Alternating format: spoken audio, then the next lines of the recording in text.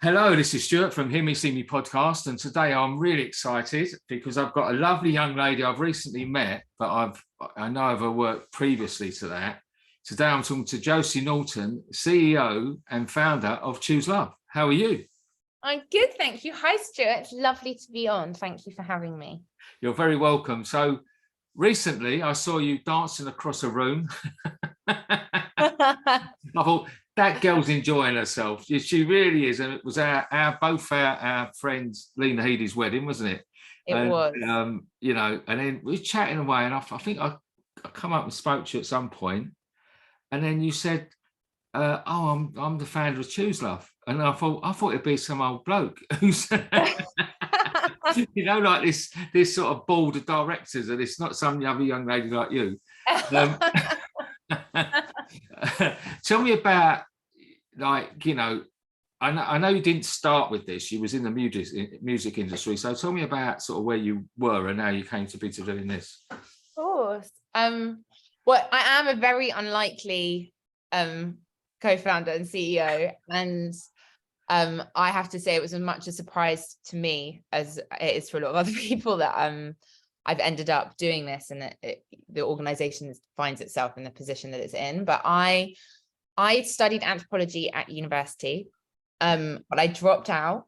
I struggled with various different things, and I ended up working in bars in Camden and in music. And I had previously, as a teenager, thought I might end up working for the UN, but life had other plans. And then I ended up working in music licensing at a TV production company called Endemol. And I had loads of jobs. I was a nanny, I was a waitress, I used to work at events, I did the door at nights, I did a bit of DJing, I did a bit of everything.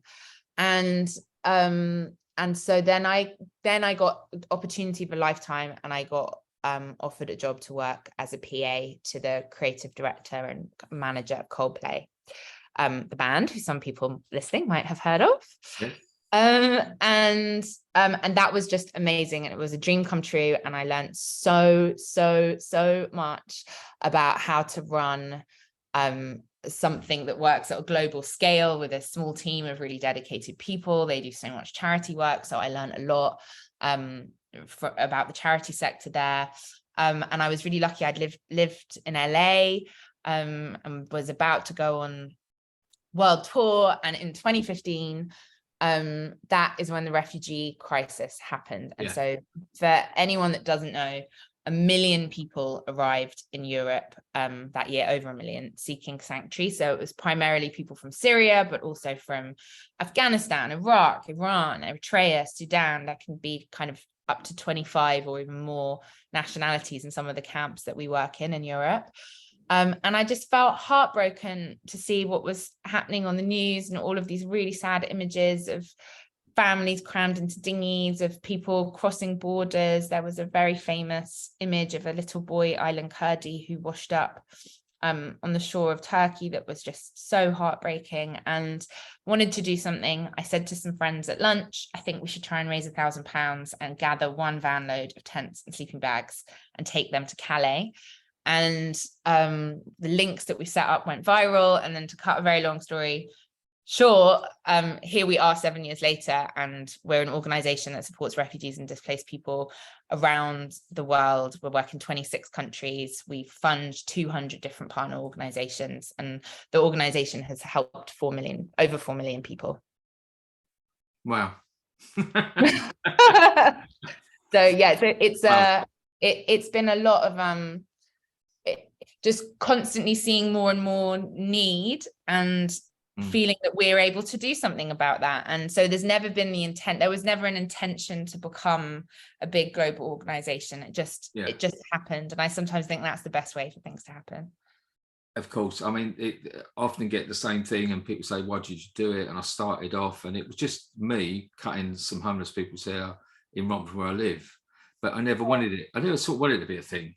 As you just want to do that one thing, and then it throws it at you. And we've not gone global, but we've pretty much covered the UK now. You're just amazing. I have to say, what you do makes me cry. I just think it's so amazing, and it's humanity at its absolute best. And think it's wonderful.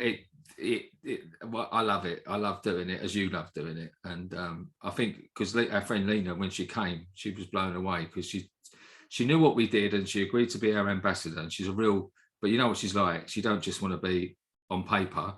Yeah. She wanted to come and cut hair, and she's a closet hairdresser, so she wanted to get stuck in. So she come to Whitechapel Mission, and she's on the Clippers, and she's, you know. Oh my gosh, I actually didn't know that. You know that?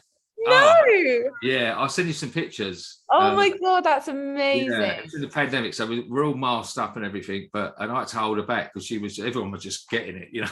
And I always say this, she gave my comb away, and but as hairdressers are fussy with her stuff, and I bought this comb, it's like 17 quid or something, and she went, I'll just give your comb to someone. Is that all right? I went, yeah, sure, it's fine. I was like, damn, about 100 cheap combs, and you have to give him my like special comb. But no, she was blown away by it, because until you're in it, you don't see, you won't understand, no one will understand the significance of what we do.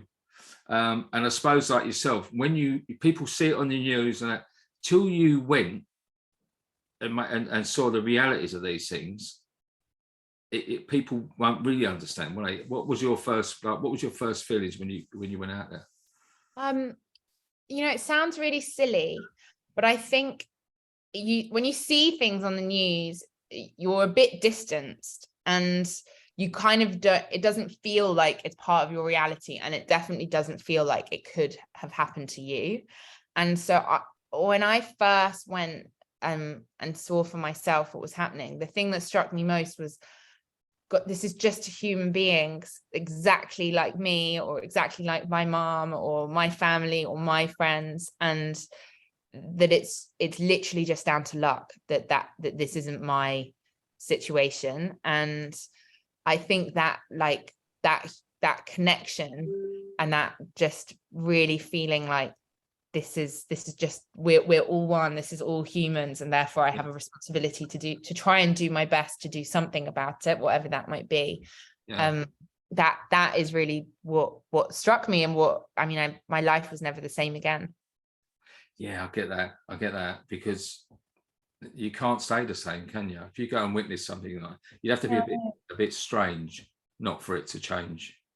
And every volunteer that comes for their first session, you know, we check in, you know, soon after, and they've said, I've not been able to stop thinking about it. You know, I mean, Maxine, who runs Beauty Papers magazine, done this beautiful film with us, and she came along, and she's in the high end of fashion world, as you was when you were at that. You was with Coldplay and all these things, and she came with us to the Whitechapel Mission, and she just like said, I've had a job getting back to work, because I've gone back to work the next day, and it's like, well, what's the point of all this? But obviously you can't, because the world needs all of these things. But you know, like, what does this matter? What does beauty matter? What does fashion matter? What does it, you know? Totally. And I, from looking at all the like photographs and comms of the people that you work with, everyone just looks like the most amazing people. And I bet that I feel like it's a privilege to get to do this, and the people that we work with, and the communities that get supported by the partners that we work with, you know, they're the most incredible people ever, and what a privilege and joy it is to get to do this. Yeah, I mean, you understand that. I mean, with the refugee situation, and we've ended up doing lots of refugees in our centres and stuff. Yeah. And they say to you like, I'm a doctor. I'm a surgeon. You know, I run a big business, and you know, and now I'm a painter, or I'm just painting walls, or I'm, you know, and because the qualifications don't transfer to ours, and you know, you just think. I never forget. I was in one years ago when I started 2014, and it was quite near the beginning, and I was at this place, and there was a guy. And there was just a guitar in the corner, and someone picked it up and was just trying to play it. And he's come over. He couldn't speak the same language, and he's sort of saying, he was gesturing like, "Do you want me to show you?" Yeah. He picks it up, and this guy, he played the most stunning, every type of music you can play on this guitar. Oh, You couldn't chat, but he was playing classical, you know, that lovely Spanish, like really oh yeah, yeah, yeah, yeah. yeah. And like everything, every type of thing, and everyone was just stopped. Time stood still. Wow. It was all watching this, but this talented man was in a homeless shelter with no food, no clothes, you know, like no new, you know. And you think, how he should be on? He should be like doing tours. He should Yeah. be, you know. That was in Slough. Yeah, I remember it was in Slough, and it was like you thought, Wow.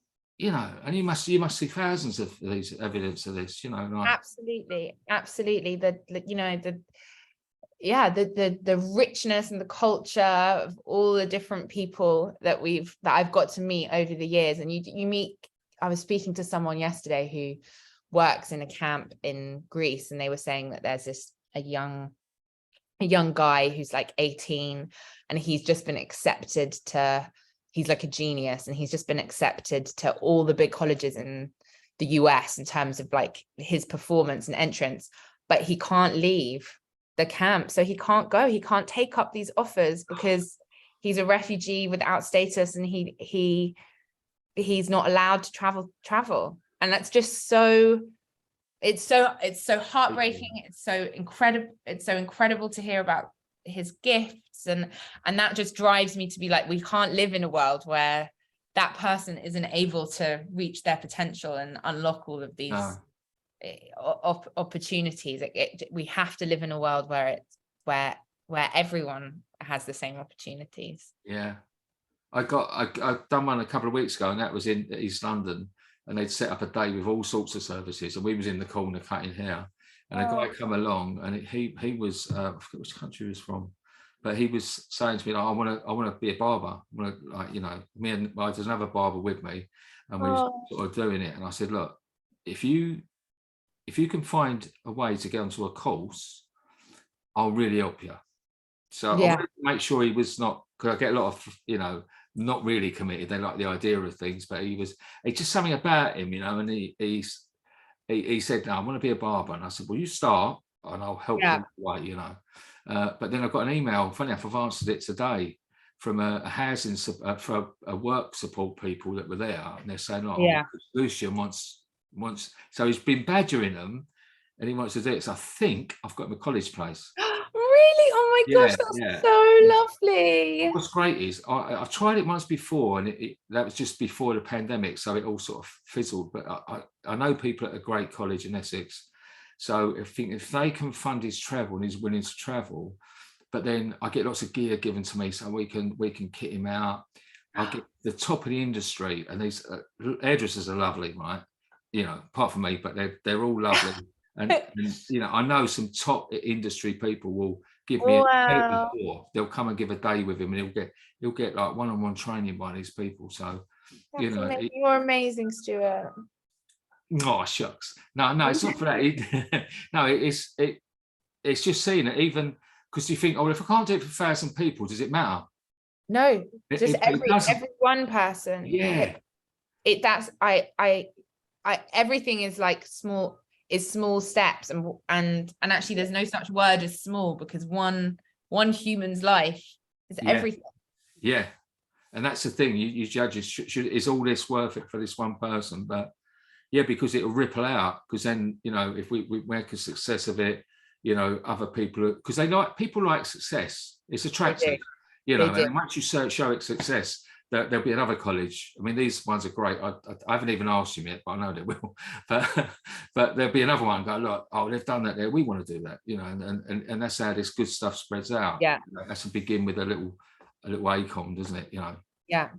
Let me play a little bit of devil's advocate, because it's a real funny subject. I get it a lot, and you might get it an awful lot. I get, how do you know the Ramblers? Are they really, you know? So yeah. I'm going to throw a few at you. They're obviously not coming from me. But I want to throw a few at you, because you could help to clear up people's minds about it. Cool. So the first one that I hear a lot is the people coming over. Mm-hmm. Why do they come for all these? I was just an accent. Why do these people come? I'm saying that Michael Caine. Why do these people come through all these countries just to get to us? Why don't they stay in these other countries? Over to you. Very good question. Thank you, Michael Caine.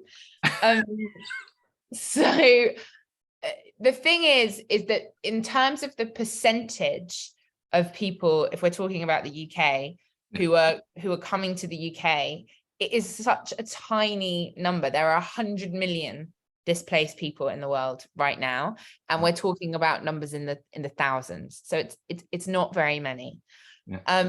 And those that are coming, more often than not, they have family who are already in the UK.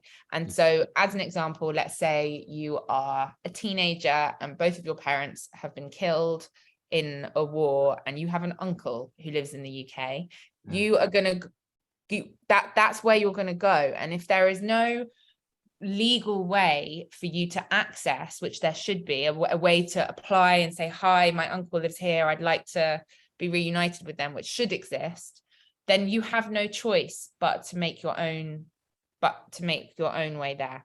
Yeah. So it's usually to do that there's family here, that there's network, people who speak English, and let's remember that claiming asylum is a human right. It's not a kindness, and it's 76% of people who are arriving spontaneously, that's what it's called, into the UK on their first application get approved with refugee status, and then furthermore when they appeal. So it's actually a very small percentage of people who don't qualify, as it were, for the refugee status.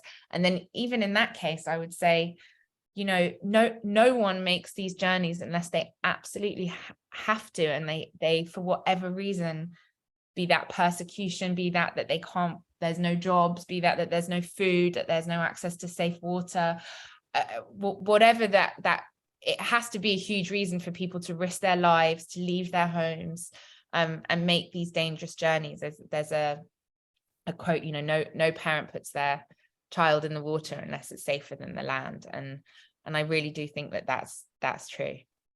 Well, that leads me on to the next one, back to Michael Caine. They say they're all families coming over, but when you see the pictures, they seem to be a load of young men, young fit men of a certain age. Very good question again, Michael. So I would come back to that in two different ways. First of all, I would say young men still absolutely deserve to live and to be safe and deserve our support.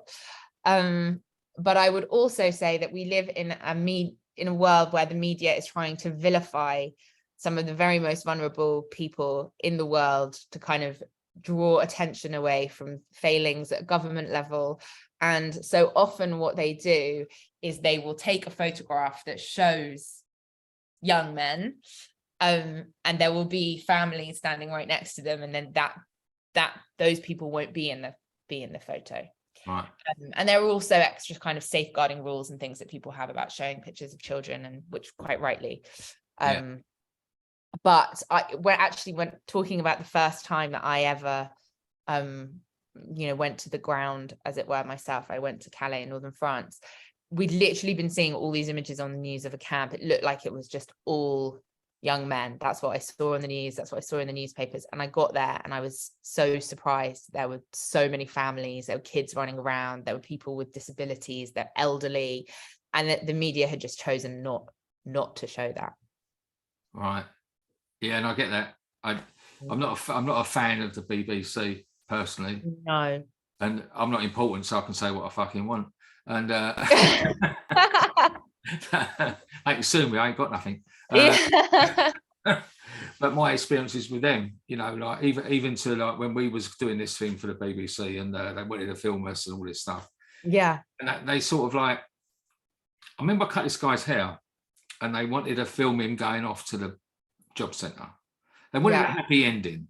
And unfortunately that day there weren't no happy endings. In fact, the big fight broke out. So it wasn't going to be a happy jolly one that they wanted on there. And it was only for like, you know, news at 6 or whatever it was.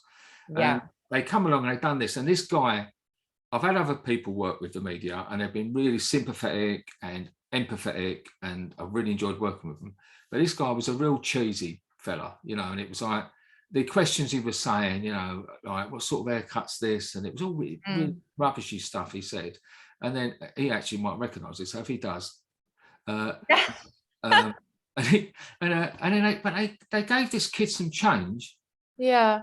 And then so he could get some change out of his pocket, and then filmed him walking up the road to go to the job centre, which you may say is not important. But to me, I thought, well, if they can fake or, you know, create in a really small story like ours, where's I thought, this is the BBC. How can they be doing that? Do you know what I mean? And I thought, like, totally. So what are they doing with the big stuff? Yeah, it's true. It's so true. I have to say, I really agree with you, and you don't get yourself in trouble, because no, but I mean, I'm talking about like systemically, and but in general, as you start to like look behind the curtain, as it were, and see how the world works, you start to see, gosh, all of these things that you just kind of grow up blindly trusting, all isn't actually always what it seems. No. And I think particularly in the last few years, we've seen that. Yeah. I don't know if you had the same experience with the communities that you work with, but I at first was like, oh, the people must not know that these people are here, and that they need help, and we just have to go and like let the big charities know, we just have to let the politicians know, and then they'll do something to help. And and I have to say, it was quite a big I guess unlearning for me to learn that, like, no, this is there are people who could do something about this, and they're choosing not to, and that's quite a hard thing to get your head around. Yeah, definitely. I think there's another thing that I get thrown at me a lot, you know, is that the fake homeless people, and the thing is, they exist. You know, let's not be naive. It does exist. Sometimes there's homeless people who have got by for a certain time begging, but they've needed to. They've had nothing, and they've needed to. But then they may get into they may get a place of their own, but they don't really. It's hard for them to then adjust to not just going and doing that. My counter argument all the time is I say, well, would you do it? Would you swap places? Yeah. And I love using that one with people, just because I find people interested anyway. And I think, would you swap places? I wouldn't. No. Even if they're earning more money than me that day, I still want to sit on a cold pavement.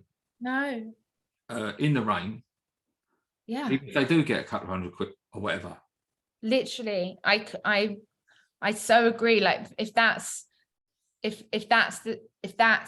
what they feel that is on offer to them, then again, I feel like society has failed them. And I would also, whether it's with a homeless community or refugee community,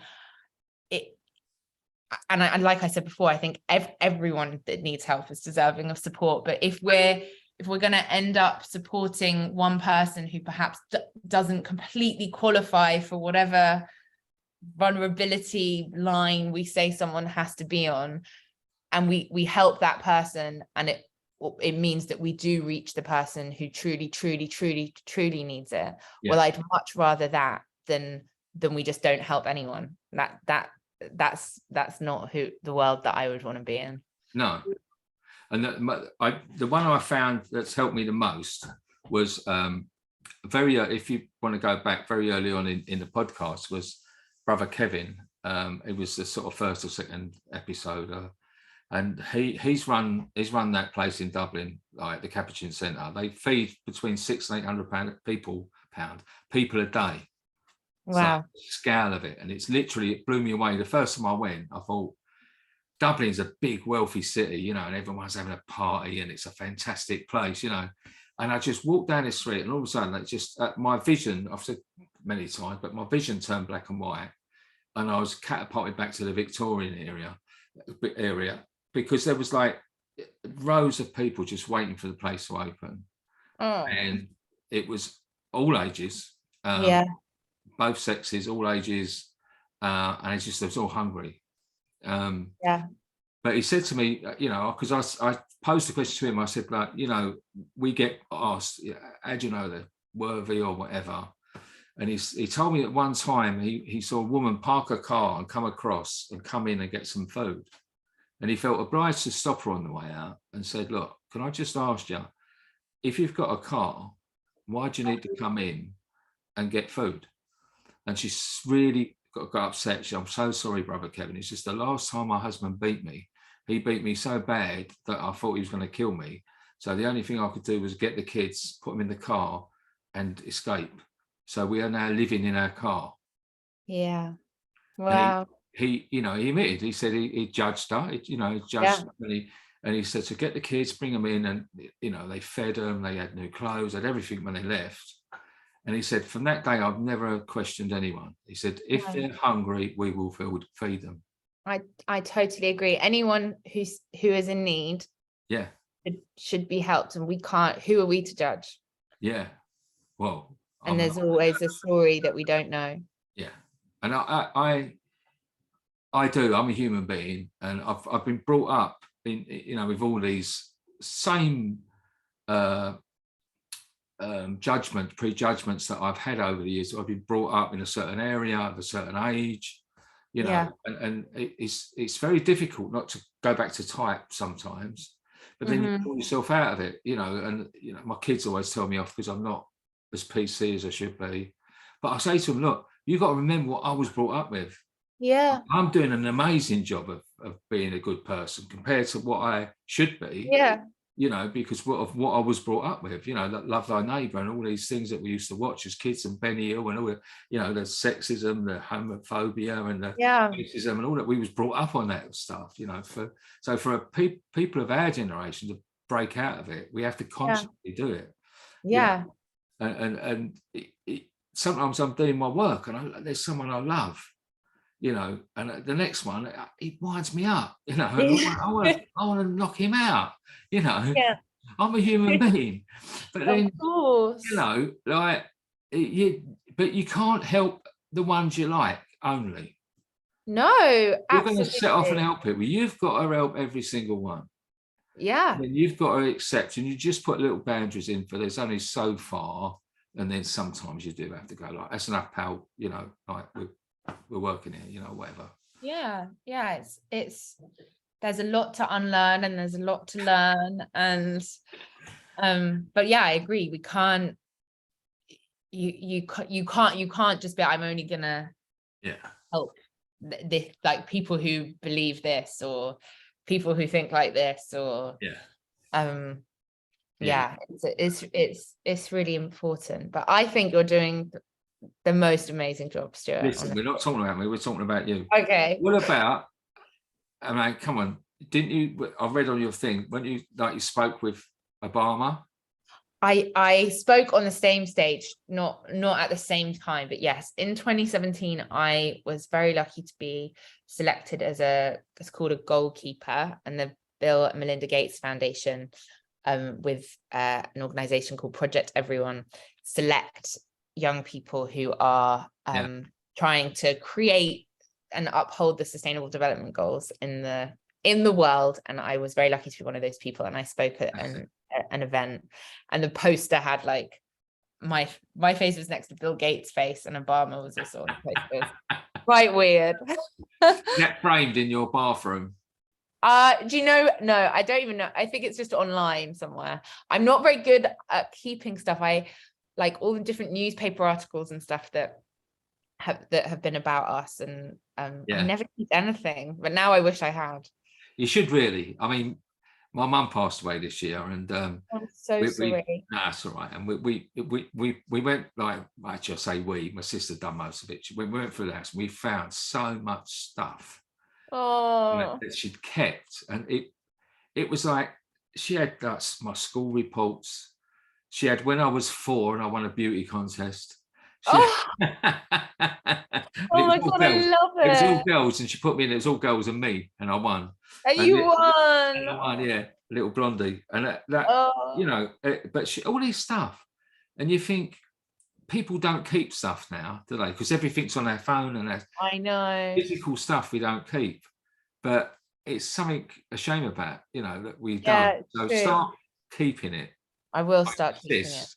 Yeah, okay, thank you. This will be the moment that it changes. For later on, for your kids to come across, you know, Yeah, it's true. and you know, they find out a bit about you, and then, you know, I don't want to get morbid, but yeah. So has the, I mean, you've raised, was it 80 million or something you've raised for charities? Yeah, it's actually coming up to 100 million. Is it really? Is It it? is. It's fantastic, It's because that's amazing. hard to do at the moment. You know, people are it's hard to do because of the world. I don't know how that's going to slow down with you guys, but people are, what do you call it, when they're charity weary, you know, like Yeah, they I get don't fatigued. blame them. Yeah, they're charity fatigue, and it is a thing, because even we've noticed with our volunteers, we've got our diehard volunteers who are thick and thin, they're always there, but ones that used to be are not so often, and Yeah, lots of interest, and then they don't actually come. And yeah. what I've figured it out is that um, whereas everyone used to be able to give, and we only ask for half a day once a month, because Okay. we don't like to do too much, and that used to be a no-brainer for people. Yeah. But if you're really skint and you've had a tough couple of years, if you can earn a few quid like that morning, it's harder to give it up. Yeah. You know, I do get that. So it's amazing that there are charities that can raise.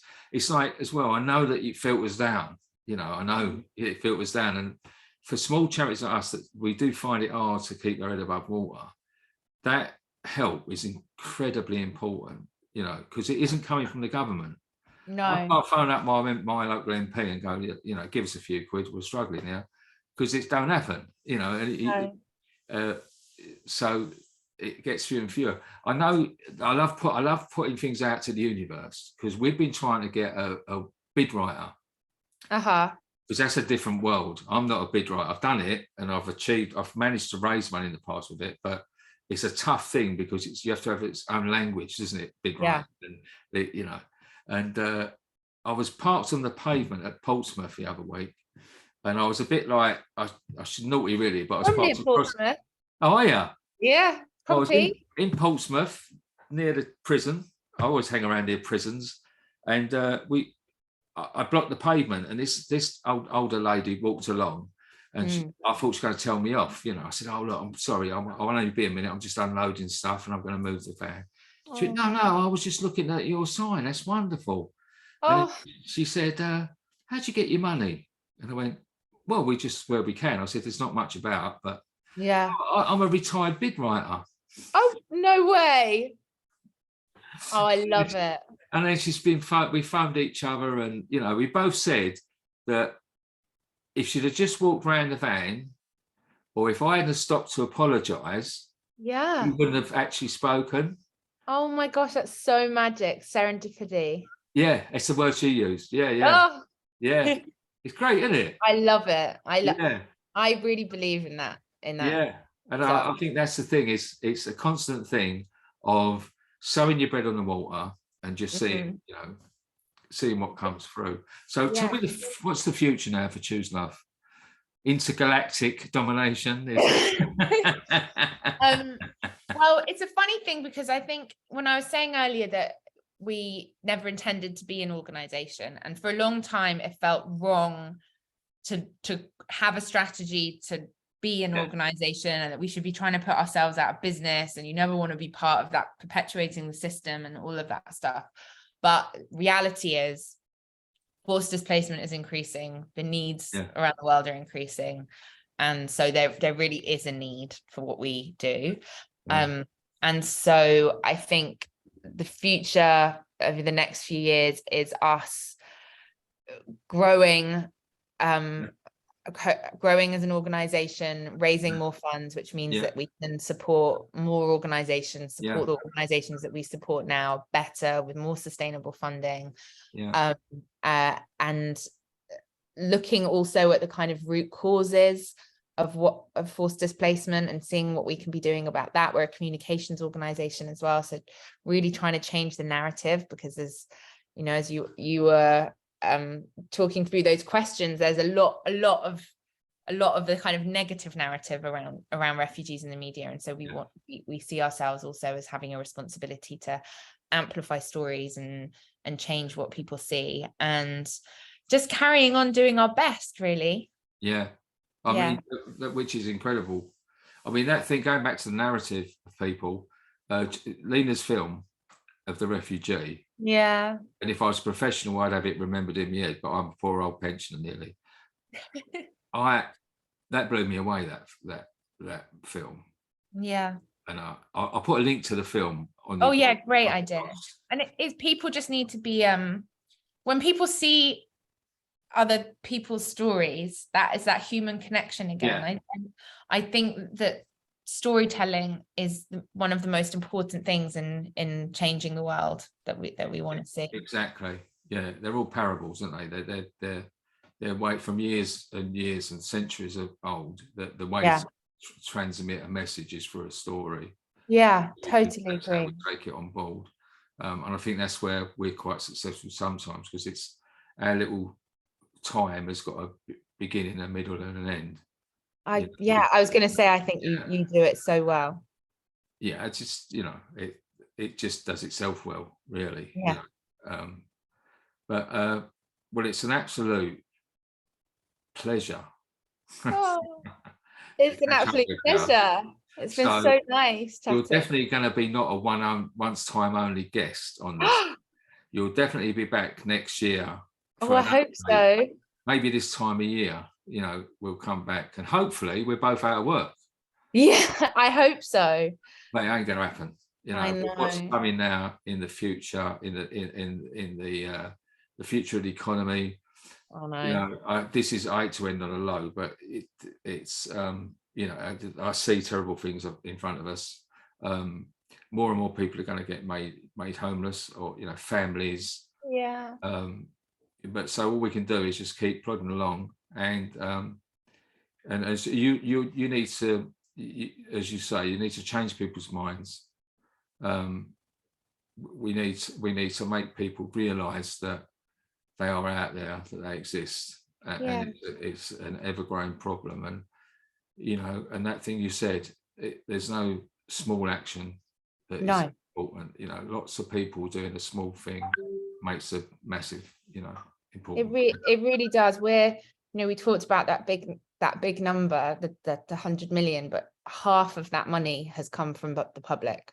That is people donating £5, £10, £20, doing a bake sale, cycling from one corner of the country to another, buying a Choose Love t-shirt, coming to the Choose Love shop and buying a hot meal for someone. Stuart's modeling his. Thank you. That made my whole day, arriving on this and you were wearing that. And so there really is no action too small, and it's when everyone makes those actions together, it turns into one really big action, and that really gives me hope. And what you do and your team do gives me hope as well. That's a happy ending. See, I wanted a little happy ending. So great to catch up with you.